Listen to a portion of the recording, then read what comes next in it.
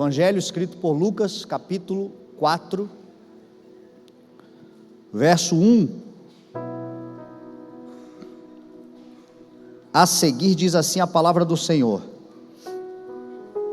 Jesus, cheio do Espírito Santo, voltou do Jordão e foi levado pelo Espírito ao deserto, onde durante 40 dias foi tentado pelo diabo. Não comeu nada durante esses dias, e ao fim deles teve fome. E o diabo lhe disse: se és o Filho de Deus, manda estas pedras, ou esta pedra, transformar-se em pão. Jesus respondeu: está escrito, nem só de pão viverá o homem.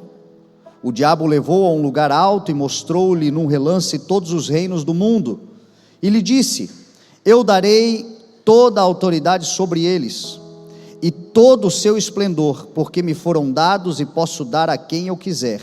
Então, se me adorares, tudo será teu. Jesus respondeu: está escrito, adore o Senhor, o seu Deus, e só a ele preste culto. O diabo o levou a Jerusalém, colocou-o na parte mais alta do templo e lhe disse: se és o Filho de Deus, joga-te daqui para baixo, pois está escrito, ele dará ordem aos seus anjos ao seu respeito para o guardarem, com as mãos eles o segurarão, para que você não tropece em pedra alguma.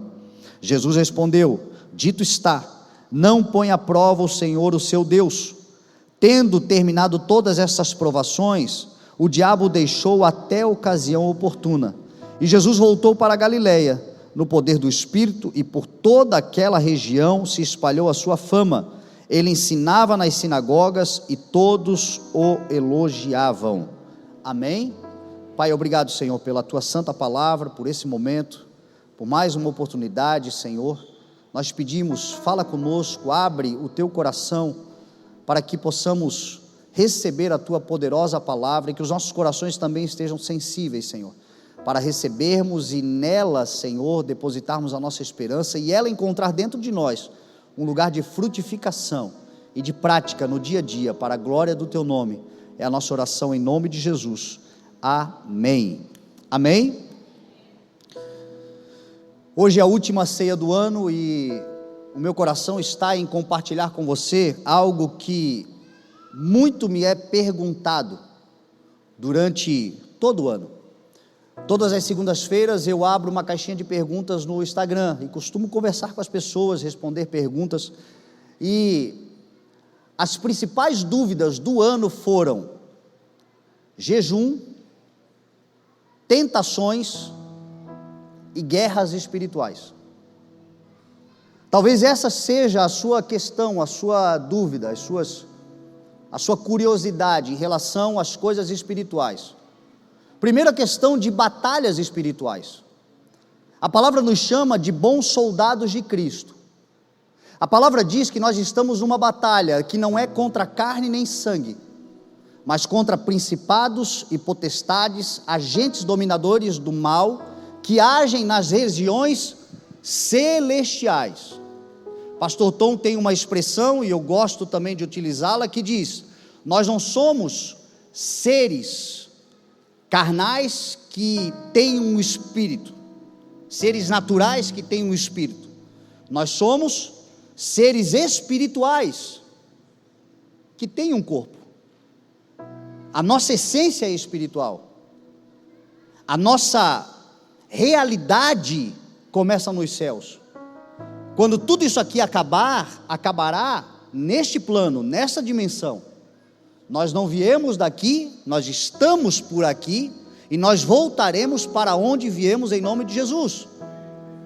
E a palavra nos ensina que nós somos seres espirituais. O corpo, a carne, é um veículo para esta dimensão, mas não é quem somos. Nós somos seres espirituais. Portanto, a gente precisa ter essa consciência para entender aonde a gente milita. As coisas naturais são afetadas. O dia a dia, esta dimensão, este tempo presente, ele é afetado o tempo inteiro. É aqui que a gente sente os nossos sentidos naturais, para podermos andar, só que o discernimento e a consciência de quem nós somos nos faz ter vantagens em relação às lutas que temos. Aquilo que parece natural não começou aqui. Então as batalhas espirituais, elas são reais. E a gente precisa aprender a vencê-las. As batalhas espirituais muitas vezes são perdidas por conta da sujeição às tentações.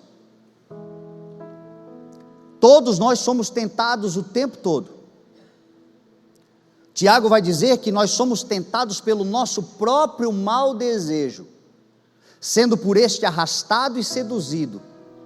E uma vez que o mau desejo é concebido, ele dá a luz ao pecado, e o pecado consumado gera a morte.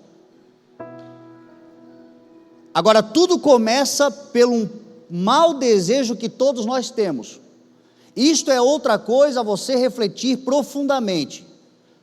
Conhece a ti mesmo, como disse o filósofo, e identifique em você qual é o teu espinho na carne, qual é o teu calcanhar de Aquiles, qual é o teu calo, qual é o teu mau desejo. Eu preciso saber aonde eu sei que sou tentado. Todos nós temos um mau desejo em nós, mas o mau desejo ainda não é o pecado. O mau desejo é a reação do aprisionamento desta carne, que não herdará o reino de Deus. Carne e sangue não herdarão o reino de Deus. Este corpo que você vê aqui meu, ele é humano, ele é carnal, ele é terreno, ele veio do pó e ao pó ele voltará. A palavra diz que para nós adentrarmos o lugar santo e vivermos com o Senhor, nós teremos um novo corpo glorificado, não mais da ordem natural destas coisas, porque esta carne aqui nunca se sujeitará, ela nunca se dobrará, ela sempre será corrompida e contaminada.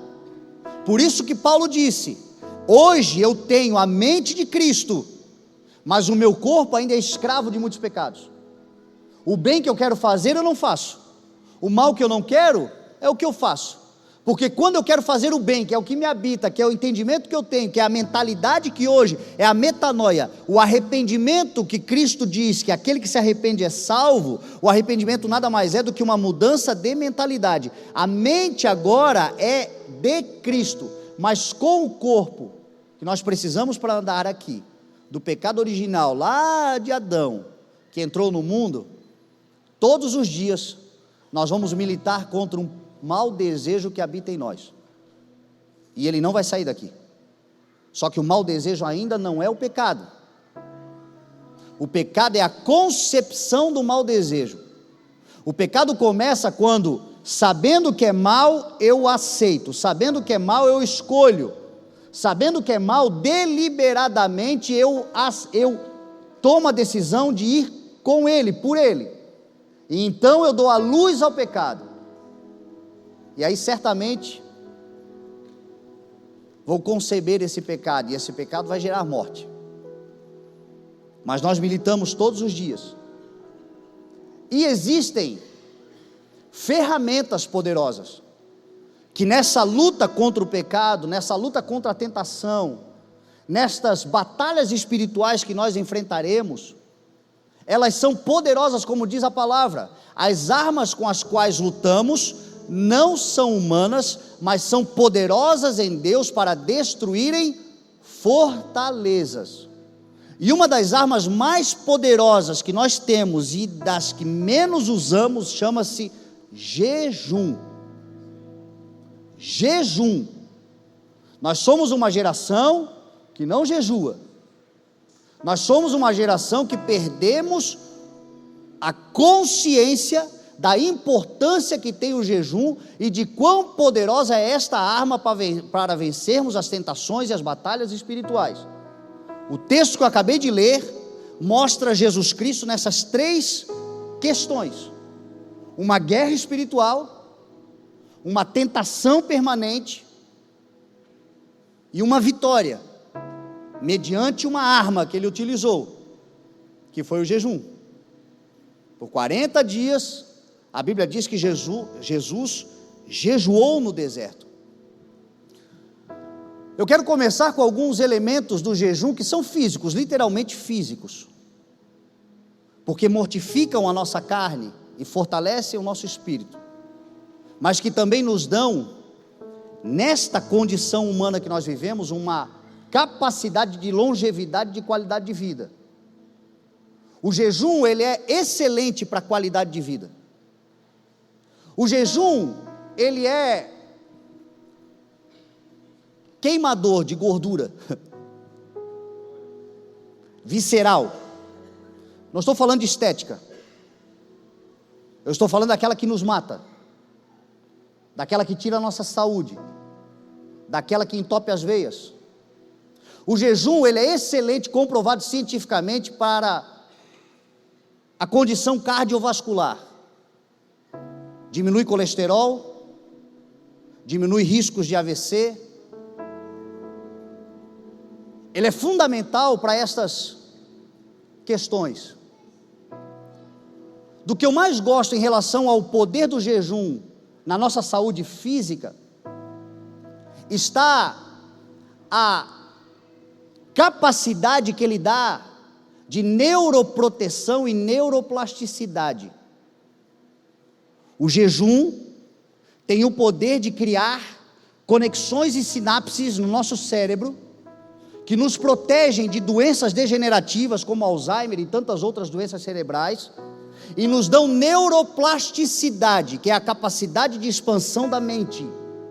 Quem jejua se torna mais inteligente. E Deus trabalha na nossa vida através da sabedoria, nos dando cognição, capacidade mental, expansão de mente, elasticidade mental, para que possamos receber as grandezas que vêm do alto e então praticarmos ela, porque as coisas começam na mente. Eu penso, logo existo. E o jejum é uma ferramenta poderosa, cientificamente provada. Na biologia humana, ela dá neuroplasticidade, neuroproteção. E tem um outro fenômeno muito importante do jejum. O jejum, ele dá longevidade e provoca um fenômeno chamado autofagia, que é a renovação celular. É uma limpeza celular e corporal. Quem tem o hábito do jejum está renovando as suas células, logo ganhando longevidade e qualidade de vida, diminuindo as chances de câncer e de tantas outras coisas, por causa do jejum. É por isso que Deus é tão sábio e a vontade do Senhor é boa, agradável e perfeita. Quando Deus nos pede para jejuar, falando fisicamente ainda, exclusivamente fisicamente, Deus não está nos tirando prazer, Deus está prolongando a nossa vida. Quando Deus coloca no nosso coração o desejo de jejuar, Ele está dizendo assim: eu quero que você viva mais, e viva melhor o tempo que você estiver na terra. E isto, que nos tempos bíblicos, ainda não haviam nem as comidas industrializadas, eu não vou nem entrar nessa questão, comiam comida de verdade, e ainda assim o Senhor estava dizendo: comer demais mata, exagerar mata. Hoje nós comemos plástico e chamamos produto alimentício de alimento, de comida de verdade. Então os nossos riscos aumentam substancialmente, só que Deus não mudou. E o jejum continua sendo uma ferramenta poderosa para Deus qualificar, melhorar a nossa vida. E aí vamos para os aspectos espirituais. O jejum, ele aumenta a nossa fé. Quem tem o hábito de jejum, tem a sua fé aumentada. E é uma das questões da igreja: Senhor, aumenta a minha fé, aumenta a minha capacidade de crer. Jejua. Faça um propósito com o Senhor. E aqui um parêntese: hoje nós vivemos um tempo em que as pessoas jejuam de muita coisa. Jejuam de rede social, jejuam de ambientes, jejuam de telas. E de certa forma, você desopilar um pouco a mente, porque nesse tempo de ler, né, de lei, de esforço repetitivo, lesões por esforços repetitivos, excesso de muita coisa, a gente está com a mente perturbada, e quando a gente dá uma desopilada, desintoxicada, a gente certamente melhora. Mas o jejum bíblico que Deus pede não é jejum de coisas, é jejum de alimento. É o alimento que vai provocar todas essas coisas que eu já falei para você, e vai provocar coisas espirituais ainda, como o aumento da nossa fé. O jejum aumenta a sensibilidade espiritual e o discernimento espiritual, porque uma vez que a carne começa a ser afligida, suprimida, subordinada, uma vez que você começa a dominar a tua carne, você aumenta a tua sensibilidade espiritual. Tem coisas que a gente não está entendendo, e o Senhor está dizendo assim: falta só um jejum, falta sensibilizar o teu espírito, aflorar, fortalecer o teu espírito, pela mortificação da carne.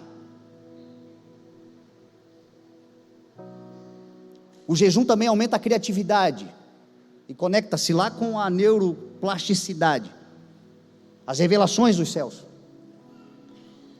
A Bíblia diz que aonde não há revelação, o povo se desvia,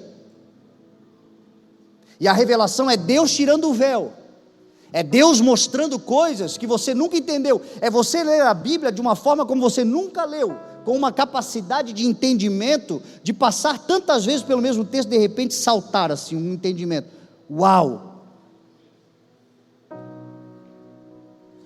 Criatividade, expansão mental, provocados pelo jejum. O jejum nos ajuda a vivermos a verdadeira religião, porque o jejum aumenta a solidariedade.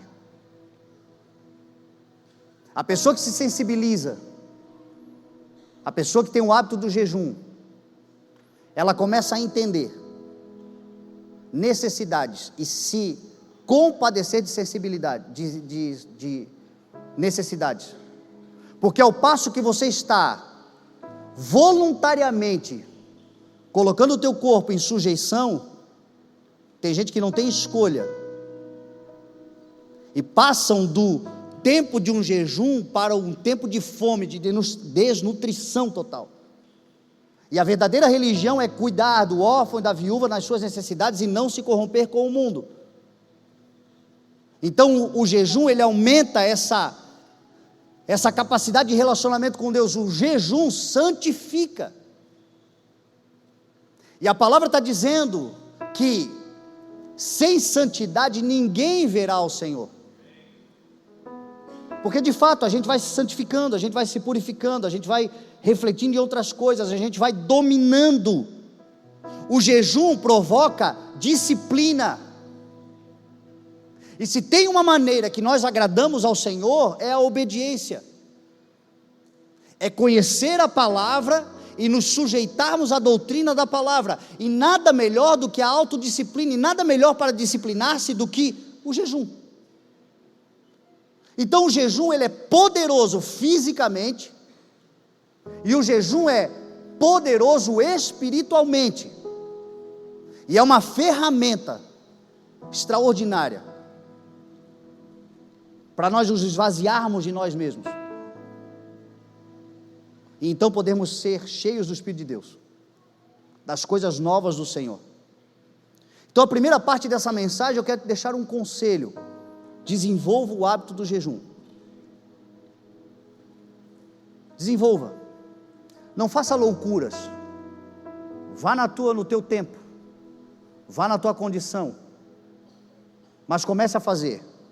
Vai ser bom para o teu espírito e vai ser bom para o teu corpo. Jejum. Jesus aqui escolheu jejuar.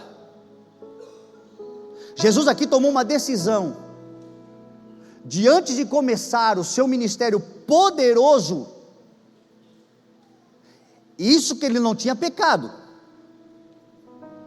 santo, incorruptível e sem pecado, não precisava de jejum. Mas como ele é o mestre dos mestres, ele disse: como eu já vim para me sacrificar mesmo, vou morrer numa cruz, não custa passar 40 dias passando fome para ensinar vocês também. Então eu vou lá para o deserto, e eu vou mostrar para vocês o poder dessa ferramenta, e o quão importante é vocês terem um hábito. Jesus certa vez disse para os discípulos que certas autoridades de castas e demônios, de novo, guerra espiritual, a gente está achando que demônio é expulsar diabo de crente dentro da igreja, de gente que visita a igreja. Isso é ralé. Isso quando se manifesta é porque já perdeu, já tem que sair gritando, fazendo confusão, já perdeu. O diabo poderoso é aquele que fica no oculto, que faz de conta que não está ali, faz questão que você não saiba que ele está ali, mas está agindo. Que são castas que você muitas vezes não consegue entender. Por que a coisa não vai? Por que a casa está conturbada? Por que certas coisas não acontecem? E Jesus está dizendo: falta jejum e oração. Falta chegar alguém espiritualmente forte naquele lugar. E Jesus está ensinando isso. E a Bíblia vai dizer que Jesus, cheio do Espírito Santo, foi levado pelo Espírito ao deserto para ser tentado pelo diabo. Veja que quem colocou Jesus no deserto não foi o diabo, foi Deus. E Jesus não foi para o deserto em crise espiritual. Jesus foi para o deserto cheio do Espírito Santo. E cheio do Espírito Santo começou a ser tentado pelo diabo. Essa é a primeira enganação que o diabo coloca no teu coração, e que você precisa entender de uma vez por todas. O diabo só não tenta quem já faz o que ele quer. Ah, pastor, graças a Deus a minha vida está tudo bem, nada, não tem nenhuma tentação, eu venci o mundo. Talvez você esteja equivocado. É mais preocupante do que nós imaginamos. Tentações são coisas para quem está cheio do Espírito Santo de Deus. É uma das maiores evidências que você está no Senhor, e que o Senhor está com você, e que você está vivendo a vontade do Senhor, é exatamente o tentador se apresentar. E tem um monte de gente em crise. Se Deus está comigo, por que o mau desejo? Se Deus está comigo, por que ainda essa agonia, essa luta? É no momento de glória, é no momento de auge, é no momento onde você está mais cheio do Espírito Santo de Deus, é no momento de completude que você corre o maior risco de ser tentado. As maiores tentações da minha vida acontecem na segunda-feira, porque eu fui criado por Deus para pregar a palavra, eu fui criado por Deus para servir a igreja. E no calendário normal, a minha vida de consagração começa na quinta, na sexta, no sábado o dia todo estudando, no domingo cumprindo o papel. Chega na segunda-feira, eu estou no auge, no sentido espiritual. Eu cumpri, eu realizei. Deus fez através da vida, Deus curou pessoas, alcançou pessoas, mudou a história de vidas. Nesse momento, é o momento onde eu sou tentado, onde pensamentos equivocados vêm, mas é também a certeza de que o que estava fazendo era bom, porque você pode ter certeza, quem não sofre tentação, já está assim, ó, o tentador. A tentação é uma evidência de que você está cheio do Espírito Santo de Deus, e ele vem te tentar, e a primeira coisa que ele tenta colocar na sua vida é uma crise de identidade, exatamente por causa da tentação. A Bíblia diz que ao final dos 40 dias, Jesus no deserto, cheio do Espírito Santo, mas vulnerável no seu corpo físico, vulnerável, cheio do Espírito Santo, mas com uma conta que não sabe como é que vai fazer para pagar, cheio do Espírito Santo, mas uma vulnerabilidade emocional, talvez, de um relacionamento que não está indo muito bem, de uma condição no trabalho, de uma fome, de qualquer natureza que seja, mas a fome nada mais é do que uma escassez, de qualquer coisa que seja, cheio do Espírito Santo de Deus, mas ainda assim com uma escassez natural, física, humana. Aí vem ele: se és o Filho de Deus, por que essa crise então? Se és o Filho de Deus, por que esta fome? Se és o Filho de Deus, por que passas por isso? Mas eu tenho uma ideia: se és o Filho de Deus, muda a ordem natural das coisas. Pega estas pedras e mandem elas se transformarem em pães. Olha a crise de identidade aqui. Guarde uma coisa no teu coração: você não é filho de Deus porque tem poder de mudar a ordem natural das coisas. Você e eu somos filhos de Deus por causa da nossa dependência e obediência à palavra de Deus. Jesus olhou para Satanás e disse assim: está escrito, nem só de pão viverá o homem, mas de toda a palavra que procede da boca de Deus. Deuteronômio 8. O que Jesus estava dizendo? Eu não sou filho de Deus porque eu tenho poder de mandar um morto ressuscitar, porque tem gente que é cheio do Espírito Santo, está passando uma crise, está enfrentando um luto. Eu não sou filho de Deus porque eu tenho o poder de neutralizar uma enfermidade. Deus pode fazer isso se quiser? Pode. Mas o que me torna filho de Deus não é o poder que eu tenho sobre a enfermidade. Não é o poder que eu tenho de mudar a ordem natural das coisas. O que me torna filho de Deus é a dependência e a obediência que eu tenho à palavra dele, independente de todas as coisas, com fome, mas obedecendo ao Senhor, com fome, mas confiando na palavra do Senhor, com necessidade, com escassez, com situações adversas, mas eu creio que basta uma palavra do Senhor, e não a minha, e tudo pode mudar. O que nos torna filhos de Deus é essa dependência, essa fé. Então, se você tem uma palavra, é o que importa. É a tua filiação no Senhor, é a certeza que o Senhor é com você.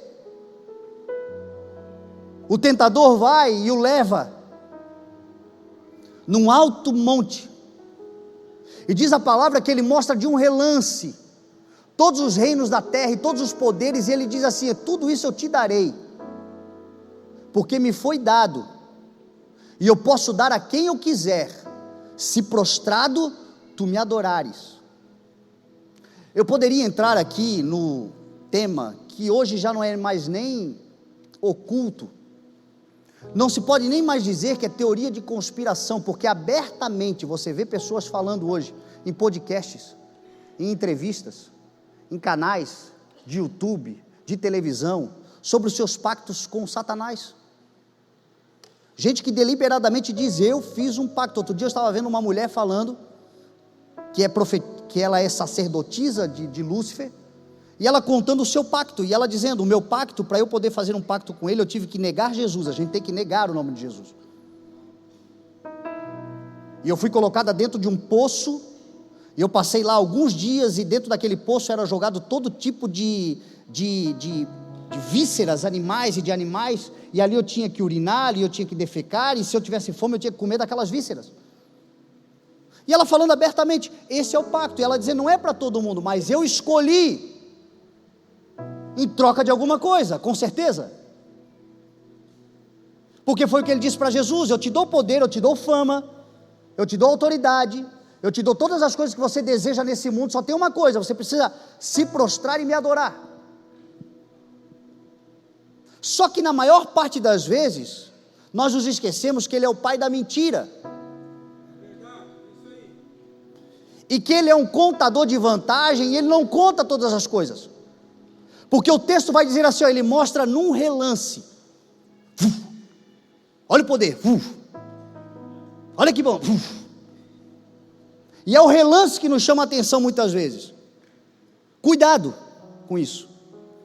Eu sou um amante de carros antigos, sempre tive coisa velha, gosto. E carro velho, meu irmão, é carro de 30 anos, de 35 anos, de 40 anos, usado, gasto. que no meu olhar eu vejo joias muitas vezes. Só que, muitas vezes, dependendo de quem vai fazer negócio com a gente, ele só mostra as vantagens. Mas certamente um carro velho tem muitas desvantagens. E o que torna a vantagem vantajosa é você conhecer as desvantagens. E o diabo parece esse vendedor que só conta vantagem. Cuidado com quem só conta vantagem. Porque Jesus, quando foi falar do reino, ele fez questão de contar as desvantagens.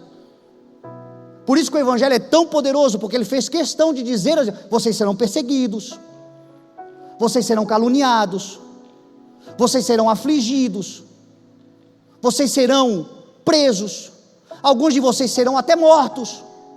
Contudo, tem de bom ânimo, porque vocês terão a vida eterna, vocês serão salvos, vocês serão mais do que vencedores, vocês viverão todas as promessas. E aí a gente faz uma análise, e a vantagem maior é servir ao reino de Deus mesmo. Vai valer muito a pena. O diabo não, ele mostra de um relance. Olha que vantajoso. Foi o que ele mostrou para Jesus. Cuidado com isso. Tem muita gente caindo em tentações pelo imediatismo da vantagem,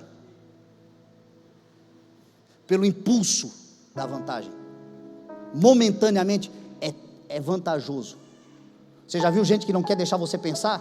Meu avô dizia assim: entre um dia e outro tem uma noite no meio, para você pensar se o negócio é bom mesmo, para você ter tem gente que não deixa você pensar, vai te empurrando, quando você vê, às vezes andando na rua, querem te vender alguma coisa, você não tem tempo de pensar. É assim que ele age, mostra num relance. Jesus disse assim: não, adorarás somente ao Senhor, e só a Ele preste culto. Só Ele é digno de glória, só Ele é digno da minha obediência e da minha sujeição. Como eu falei para você, a palavra diz que naquele grande dia, todo joelho se dobrará, toda língua confessará, todos se prostrarão diante daquele que vive e reina. Ele é o pai da mentira. Ele não conta para você o que está em Mateus 28. Ele diz para Jesus assim em Mateus 4, em Lucas 4 também, que é o que nós lemos, em Mateus 4 também está escrito. Ele diz assim: foi-me dado toda a autoridade e eu dou a quem eu quiser. Ele não conta que Jesus, ao morrer na cruz e ressuscitar, foi aos discípulos e disse assim: ó, foi-me dado toda a autoridade nos céus e na terra. Ele não conta que Jesus tirou da mão dele a chave da morte e do inferno.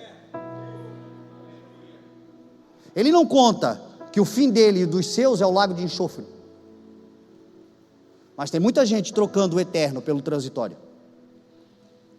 Tem muita gente trocando aquilo que o Senhor tem para a sua vida como promessa, por causa de circunstâncias momentâneas, se prostrando em sujeição a coisas que num relance parecem ser favoráveis, mas por trás está um tentador, querendo te tirar do lugar onde você realmente deve estar, cultuando ao teu Deus, com a tua vida, com a tua história, com todos os dias da tua vida. Aí ele não desiste, ele pega Jesus e leva, diz a palavra, em Jerusalém, no alto do templo, no lugar mais destacado, e diz assim: se tu és o Filho de Deus, te joga daqui para baixo, pois está escrito, Ele dará ordem aos seus anjos ao teu respeito, para te livrarem, eles te segurarão com as suas mãos, para que você não tropece em pedra alguma. Olha que interessante, o diabo também leva para Jerusalém, o diabo também coloca em lugares altos, e o diabo também usa a Bíblia, porque é o Salmo 91 que ele cita. Nem todo mundo que está no hype porque o Senhor colocou ali. Nem todo mundo que está no lugar alto e destacado está ali porque o Senhor colocou ali. Nem todo mundo que diz ter uma palavra de Deus é de fato o Senhor falando através da sua boca. E como é que a gente consegue identificar? Quando não é o Senhor, tem vaidade. Quando não é o Senhor, tem presunção. Quando não é o Senhor, tem mercantilismo. Quando não é o Senhor, tem comércio. Quando não é o Senhor, tem tentativa de heroísmos. Quando não é o Senhor, tem tentativa de autopromoção e autoaprovação. Se és o Filho de Deus, te joga, porque foi o que ele quis, ele já estava no lugar alto, a Bíblia diz que ele já andava em torno do trono de Deus, mas ele disse: não, eu subirei ainda mais alto.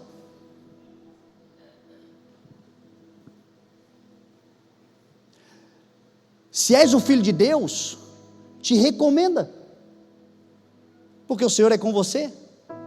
E aí Paulo vai dizer assim: não é aprovado aquele que a si mesmo se recomenda, mas aquele a quem o Senhor recomenda. O Senhor também eleva, o Senhor também coloca em lugares altos, o Senhor também destaca, mas aqueles a quem o Senhor destaca e eleva, não perdem a sua simplicidade, a sua humildade, e o seu desejo de cumprir logo a missão e descer de uma vez. Porque no templo mesmo, onde o Senhor está, não é no alto do pináculo, é lá no Santo dos Santos.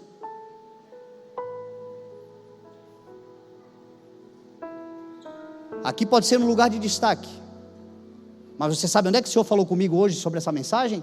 Sentado no chão do chuveiro tomando banho às 7 horas da manhã. É assim que acontece. Então sempre que você vê gente muito autopromovida, muito aparecida, muito querendo o espaço, muito querendo, almejando, uma obsessão por aparecer, cuidado,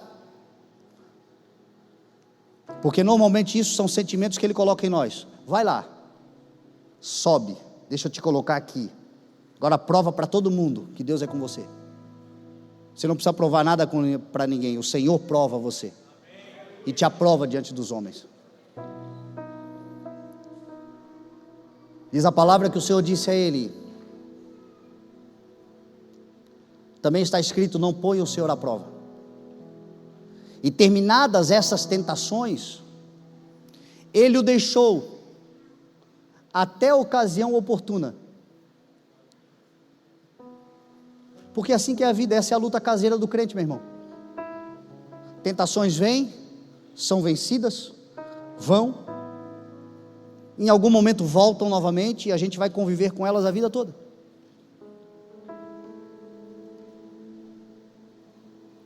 Por isso que a palavra diz: sujeitem-se a Deus, resistam ao diabo e ele fugirá de vós.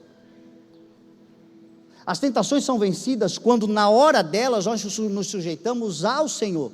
É a hora que a palavra é provada, é a hora que a fé é provada, é a hora que a força e a esperança que nós temos é provada. E usando ferramentas como o jejum, nós temos poder para avançar. Ao sujeitar ao Senhor, resistir ao mal, e ele foge. Mas Pedro vai dizer que